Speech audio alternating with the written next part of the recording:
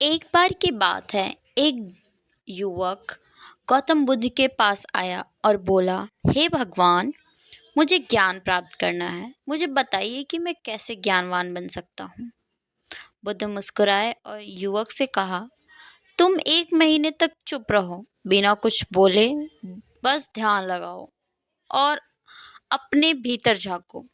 शायद तुम्हें ज्ञान मिल जाए। युवक ने सोचा, 1 महीने तक चुप रहना यह बहुत आसान काम है, और उसने बुद्ध की बात मान ली।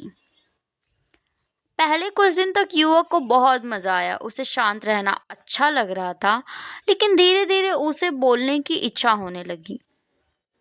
उसे अपने विचारों को दूसरों के साथ साझा करने की इच्छा होने लगी। लेकिन उसने बुद्ध को वचन दिया था कि वह चुप रहेगा। एक दिन युवक बाजार गया। वहां उसने देखा कुछ लोग झगड़ा कर रहे हैं। एक आदमी दूसरे को गलत कह रहा था। युवक चाहता था कि वह जाकर उस आदमी को समझाए कि वह गलत है, लेकिन उसने चुप रहना ही समझा। दूसरे दिन युवक एक मंदिर गया। वहां उसने देखा कि एक साधु ध्यान लगा रहा था। युवक चाहता था कि वह साधु से कुछ प्रश्न करे, लेकिन वह चुप रहा। ऐसे ही कई दिन बीत गए। युवक को बहुत मुश्किल हो रही थी। उसे लग रहा था कि वह पागल हो रहा है, लेकिन उसने हार नहीं मानी और चुप रहा। 1 महीने बाद युवक बुद्ध के पास गया। बुद्ध ने युवक को देखा और मुस्कुराए। उन्होंने युवक से पूछा, तुम्हें क्या लगा? युवक ने कहा, भगवान, यह 1 महीना मेरे लिए बहुत मुश्किल था। मैंने सोचा कि यह बहुत आसान होगा, लेकिन यह बहुत मुश्किल था।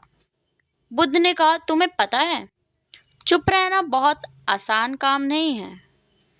जब हम चुप रहते हैं तो हमें अपने मन की आवाज सुनने को मिलती है।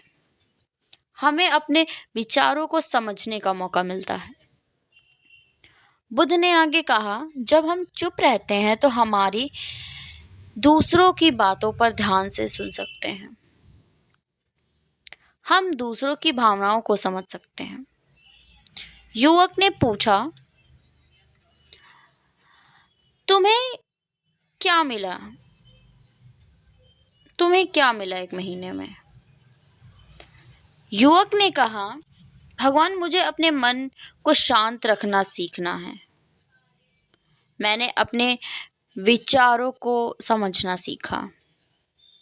मैंने दूसरों को समझना सीखा। बुद्ध ने मुस्कुराते हुए कहा, यही तो ज्ञान है। हमें इस कहानी से यह सीख मिलती है कि चुप रहना बहुत महत्वपूर्ण है। जब हम चुप रहते हैं तो हम अपने मन की आवाज सुन सकते हैं। हम अपने विचारों को समझ सकते हैं। हम दूसरों को समझ सकते हैं। चुप रहना हमें ज्ञान की ओर ले जाता है।